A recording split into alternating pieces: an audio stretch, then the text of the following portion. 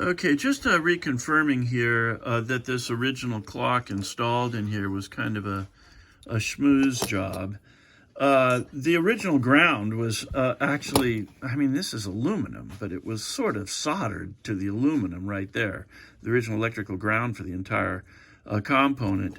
These three scratched out areas here is where the original clock installer had taken the back off of another clock and pop riveted it onto the back of the housing here in order to give him a positive terminal that plugged in that was relatively robust. And that's fine.